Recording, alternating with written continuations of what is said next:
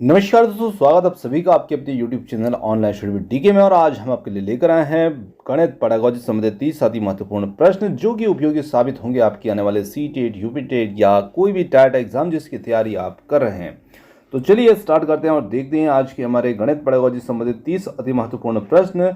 तो first question यहाँ पर आता है हमारा, प्राथमिक स्तर पर गणित की अच्छी पाठ्य पुस्तक के लिए निम्नलिखित में से कौन सी विशेषता महत्वपूर्ण है। तो यहां पर हमें देखना है प्राथमिक स्तर के लिए गणित की अच्छी पाठ्य पुस्तक की महत्वपूर्ण विशेषता।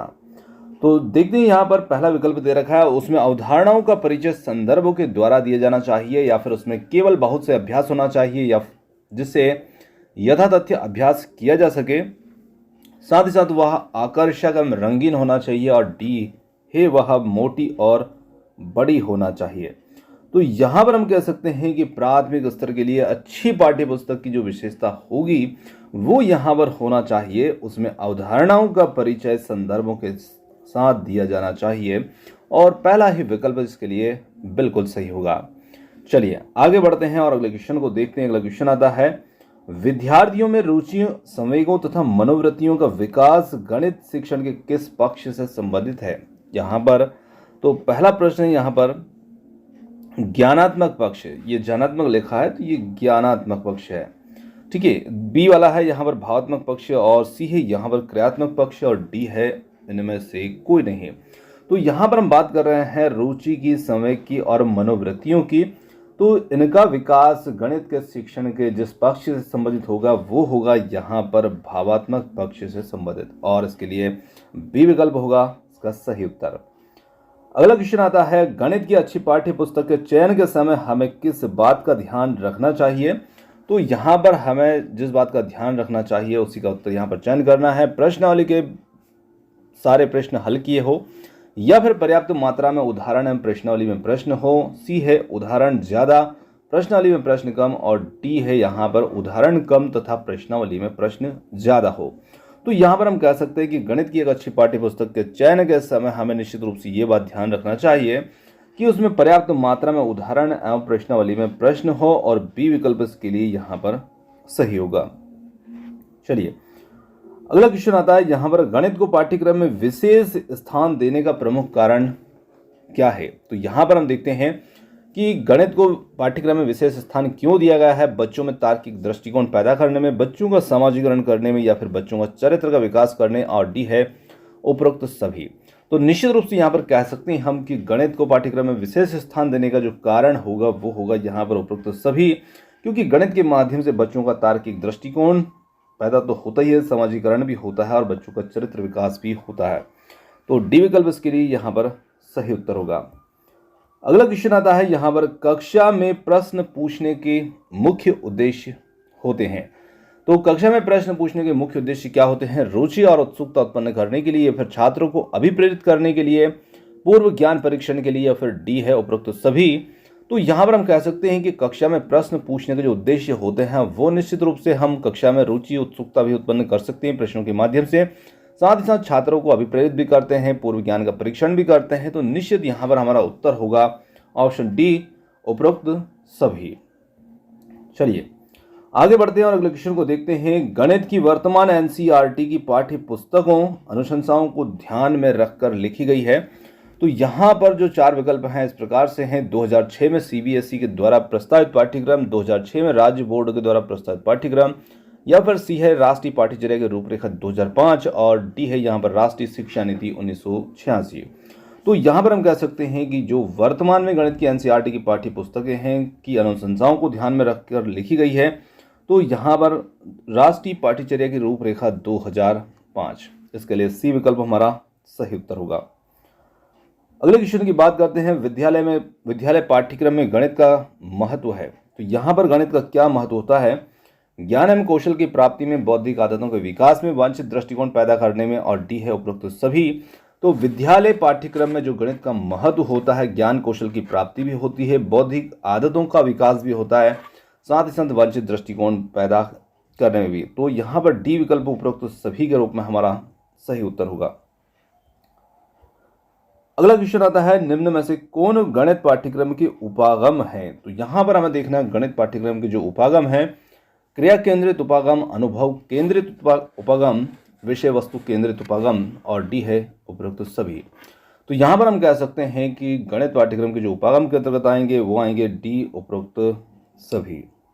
चलिए अगला क्वेश्चन आता है यहाँ पर, गणित विषय का पाठ्यक्रम में महत्व है क्योंकि यह विज्ञान विषयों के अध्ययन में सहायक है, तर्कात्मक सोच को विकसित करता है, और सी है व्यवहारिक जीवन में उपयोगी है, और डी है इनमें से सभी। तो यहाँ पर हम कह सकते हैं कि जो गणित विषय का पाठ्यक्रम में महत्व होगा वो होगा यहाँ पर ऑप्शन डी उपरोक्त सभी, क्योंकि गणित जो विषय है वो विज्ञान विषयों के अध्ययन में भी सहायक है, तर्कात्मक सोच भी विकसित करता है, साथ ही साथ व्यवहारिक जीवन में भी उपयोगी होता है।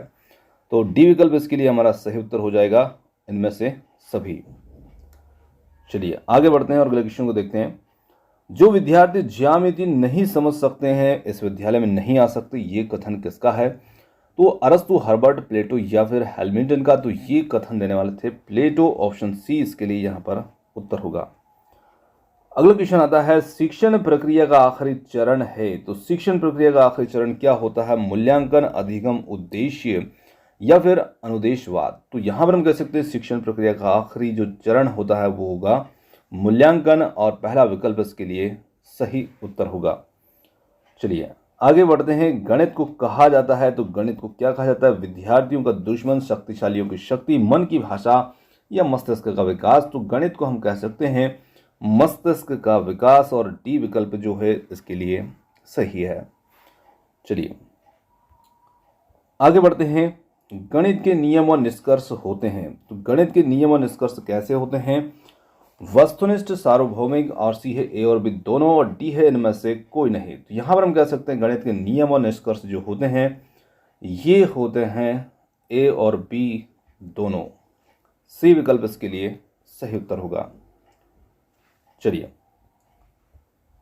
राष्ट्रीय स्तर पर गणित पाठ्यक्रम निर्मित करने वाली जो संस्था है उसका हमें यहाँ पर नाम बताना है।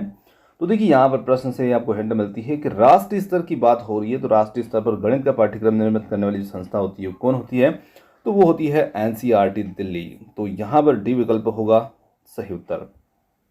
चलिए गणित सभ्यता का दर्पण है, और यह कथन किस मूल्य से संबंधित है? तो गणित यहाँ पर सभ्यता का दर्पण है, और यह मूल्य जो है किससे संबंधित होगा?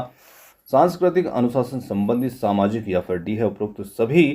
तो यहाँ पर हम कह सकते हैं कि ये होगा उपरोक्त सभी से, सांस्कृतिक, अनुशासन संबंधी, साथ ही साथ सामाजिक। चलिए गणित सीखने के संबंध में निम्नलिखित में से कौन सा कथन सत्य है? तो गणित सीखने के संबंध में यहाँ पर देखना है कौन सा कथन सत्य है। गणित केवल कठोर अभ्यास से सीखा जा सकता है, गणित सीखने के लिए एक कठिन विषय है, या फिर आमतौर पर लड़कियां गणित में कमजोर होती है, और डी है हर कोई गणित सीख सकता है। तो यहाँ पर हम कह सकते हैं कि जो सत्य कथन होगा वो होगा यहाँ पर हर कोई गणित सीख सकता है, बस उसके लिए उसको थोड़ा सा प्रेरित होने की ज़रूरत है और प्रयास की ज़रूरत है। हर कोई गणित सीख सकता है। चलिए आगे बढ़ते हैं। कक्षा में गणित अध्यापक द्वारा विद्यार्थियों के साथ एक अच्छा संबंध विकसित करने के लिए उससे चाहिए सभी के साथ मित्रतापूर्ण व्यवहार करे, अच्छे से बात करे, अच्छे से बच्चों से प्यार करे, या फिर व्यक्तिगत रूप से ध्यान दे। तो निश्चित रूप से यदि शिक्षक यहाँ पर विद्यार्थी के साथ एक अच्छा संबंध विकसित करना चाहते हैं तो शिक्षक को यहाँ पर हर विद्यार्थी पर व्यक्तिगत रूप से ध्यान देना जरूरी होगा, और डी विकल्प इसके लिए सही होगा। चलिए आगे बढ़ते हैं। पाठ्यक्रम में गणित शिक्षण इसलिए महत्वपूर्ण है, अति महत्वपूर्ण है, क्योंकि इसके माध्यम से छात्रों में ज्ञान उपयोग संबंधित जो व्यवहारगत परिवर्तन होता है वह है। तो यहाँ पर हम देखें कि जो व्यवहारगत परिवर्तन होता है वह है गणित की परिभाषाओं का प्रत्यास्मरण करना, उपकरणों को सही ढंग से व्यवस्थित करना, समस्याओं को हल करने के लिए उपयुक्त विधि सूत्र का चयन करना, और डी है यहाँ पर सोचने समझने के बाद निर्णय लेना। तो यहाँ पर हम देखें कि गणित के माध्यम से ज्ञान उपयोग से जो छात्र में व्यवहारगत परिवर्तन होगा वो होगा समस्याओं को हल करने के लिए उपयुक्त विधि और सूत्र का चयन करना। सी विकल्प इसका सही उत्तर होगा। अगला क्वेश्चन है, अशिक्षित दुकानदार के द्वारा उपयोग किए जाने वाले गणित की संबंधित समस्याओं को हल करने में वैकल्पिक रणनीति के रूप में कक्षाओं में शिक्षकों के द्वारा चर्चा की जाना चाहिए। तो देखिए, जब हम एक दुकानदार को देखते हैं जो कि ज़्यादा पढ़ा लिखा नहीं होता, अशिक्षित होता है, परंतु फिर भी वो काफ़ी अच्छे से हिसाब किताब लगा लेता है, तो उसके द्वारा जो गणित उपयोग किया जाता है यहाँ पर उसको हम किस रूप में ले सकते हैं। तो निश्चित रूप से अशिक्षित दुकानदार के द्वारा जो उपयोग की जाने वाला गणित है उसकी हम संबंधित समस्याओं को हल करने में वैकल्पिक रणनीति के रूप में कक्षाओं में शिक्षकों के द्वारा चर्चा कर सकते हैं। तो निश्चित रूप से यहाँ पर पहला ही विकल्प इसके लिए सही उत्तर होगा और ए विकल्प इसका उत्तर होगा। चलिए आगे बढ़ते हैं। अगला क्वेश्चन आता है, आपकी समझ से एक अध्यापक के लिए कौन सा कौशल आदि आवश्यक होता है। तो यहाँ पर हम देखें, बच्चों को ज्ञान की खोज के लिए प्रोत्साहित करना, बच्चों के लिए सभी सूचना रखना, बच्चों से विषम वस्तु का स्मरण कराने की योग्यता, और डी है बच्चों को परीक्षा में अच्छे प्रदर्शन के योग्य बनाना। तो यहाँ पर हम कह सकते हैं कि हमारी समझ से एक अध्यापक के लिए जो कौशल आदि आवश्यक होगा वो होगा यहाँ पर बच्चों को ज्ञान की खोज के लिए प्रोत्साहित करना, और पहला ही विकल्प इसके लिए सही होगा। चलिए आगे देखते हैं। रोमन अंकों का उपयोग आमतौर पर हिंदू अरबी अंकों जैसी संख्याओं के लेखन में क्यों नहीं किया जाता। तो यदि हम देखते हैं तो रोमन अंकों का उपयोग जो हम करते हैं तो इनका हिंदी अरबी अंकों जैसी संख्याओं के लेखन में क्यों नहीं किया जाता है। बच्चे अंग्रेजी वर्णमाला और रोमन अंकमाला जो होती है अंक में भ्रमित हो जाते हैं, या फिर बी है रोमन अंक स्थानीय मान का नियोजन नहीं करते हैं, इसलिए इन अंकों का उपयोग करके गणना करना मुश्किल होता है। सी है रोमन अंकों को याद करना मुश्किल है, और डी है यहाँ पर रोमन अंकों का उपयोग करके संख्याओं को बनाना एक जटिल कार्य है। तो देखिए ये रोमन अंक जो हैं स्थानीय मान का नियोजन नहीं करते हैं, इसलिए इनका उपयोग करके गणना करना थोड़ा मुश्किल होता है। तो बी विकल्प यहाँ पर हमारा इसके लिए उत्तर होगा। अगला क्वेश्चन है हमारा यहाँ पर, गणित शिक्षण के माध्यम से बच्चों में निम्न में से किस भावना पर नियंत्रण रखने का कौशल विकसित हो जाता है। तो यहाँ पर हम कह सकते हैं तर्क शक्ति, आत्मविश्वास, विचार शक्ति, या फिर डी है ये सभी। तो गणित के माध्यम से बच्चों में निश्चित रूप से इन सभी पर तर्क शक्ति, आत्मविश्वास, विचार शक्ति आदि पर नियंत्रण रखने का जो कौशल होता है बच्चों में विकसित हो जाता है, और इसके लिए डी विकल्प होगा हमारा उत्तर। अगला क्वेश्चन आता है, गणित की संरचना एवं प्रकृति की बात करें तो गणित की संरचना और प्रकृति का एक गुण है अमूर्त होना, असंकेतिक होना, अक्रम होना, रसहीन होना। तो हम सभी जानते हैं कि गणित की जो प्रकृति होती है वो एक अमूर्त प्रकृति होती है, और पहला ही विकल्प इसके लिए सही उत्तर होगा। चलिए आगे बढ़ते हैं और देखते हैं, गणित के अध्ययन से एक बच्चे में निम्न में से किस गुण का विकास होता है। आत्मविश्वास, आत्मनिर्भरता, तार्किक सोच, या फिर ये सभी।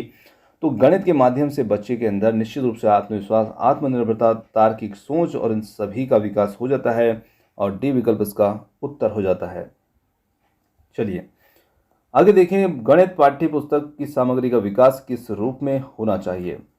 अभ्यास रूप में, तर्क संगत रूप में, समस्याओं के रूप में, या फिर आधुनिक गणित के रूप में। तो यहाँ पर हम देखें गणित की जो पाठ्य पुस्तक की सामग्री है इसका विकास जो है निश्चित रूप से होना चाहिए तर्क संगत रूप में, और बी विकल्प इसका उत्तर होगा।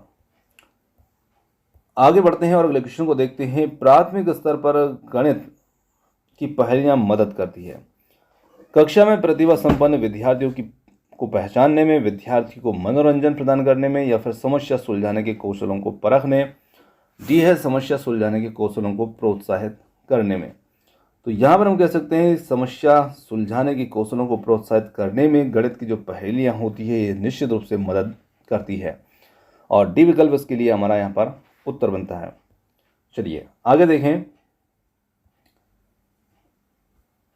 गणित विषय में होने वाले संक्रियाएं, गणनाएं एवं सिद्धांतों का अध्ययन यथार्थ में किस प्रकार की प्रक्रियाएं हैं। तो यदि हम इन्हें देखते हैं तो ये सभी प्रक्रियाएं मानसिक हैं, मौखिक है, लिखित, या फिर इनमें से कोई नहीं। तो गणित विषय में होने वाली जो संक्रियाएं हैं, गणनाएं हैं, सिद्धांत हैं, निश्चित रूप से ये सभी मानसिक प्रक्रियाएं हैं, और इसके लिए पहला विकल्प हमारा उत्तर होगा। चलिए आगे देखेंगे अगले क्वेश्चन को। आदर्श शिक्षा वह शिक्षा है जो बालक को रिक्त स्थान के लिए योग्य नागरिक बनाने में सहायता प्रदान करती है। तो पाठ्य पुस्तक, समाज, या फिर सहायक सामग्री, या फिर कहें ये सभी। तो निश्चित रूप से आदर्श शिक्षा वो शिक्षा है जो बालक को समाज के लिए योग्य नागरिक बनाने में सहायता प्रदान करती है, और इसके लिए बी विकल्प उत्तर हो जाता है। अगला क्वेश्चन आता है यहाँ पर, मनुष्य के जीवन की गतिविधियों में गणित का सर्वाधिक उपयोग होता है, वो गतिविधि कौन सी है। काफ़ी महत्वपूर्ण प्रश्न है, कई बार पूछा जा चुका प्रश्न है। सांस्कृतिक, मनोवैज्ञानिक, सामाजिक और आर्थिक। तो हम कह सकते हैं कि आर्थिक गतिविधियां ही ऐसी गतिविधियां हैं जिनका उपयोग मनुष्य अपने जीवन में सबसे ज़्यादा गणित का उपयोग इनमें करता है। और डी विकल्प इसका उत्तर है। एक अच्छी परीक्षा का लक्षण नहीं है। तो यदि हम देखें तो अच्छी परीक्षा का लक्षण कौन सा नहीं होगा? आसान स्तर, विश्वसनीयता, वैधता या फिर व्यापकता। तो हम देखें कि यहाँ पर आसान स्तर जो होगा ये एक अच्छी परीक्षा का लक्षण नहीं होगा और पहला विकल्प इसके लिए उत्तर होगा। तो दोस्तों यहाँ पर आज के हमारे गणित पेडागॉजी से संबंधित 30 अति महत्वपूर्ण प्रश्न जो हैं समाप्त होते हैं। और क्वेश्चन आपको कैसे लगे कमेंट्स करके जरूर बताइएगा। वीडियो पसंद आया तो वीडियो को लाइक, शेयर, चैनल को सब्सक्राइब करना मत भूलिएगा। आपने जो समय दिया उसके लिए बहुत बहुत धन्यवाद। Thanks for watching. मिलते हैं जल्द ही एक और नए किसी वीडियो के साथ। धन्यवाद।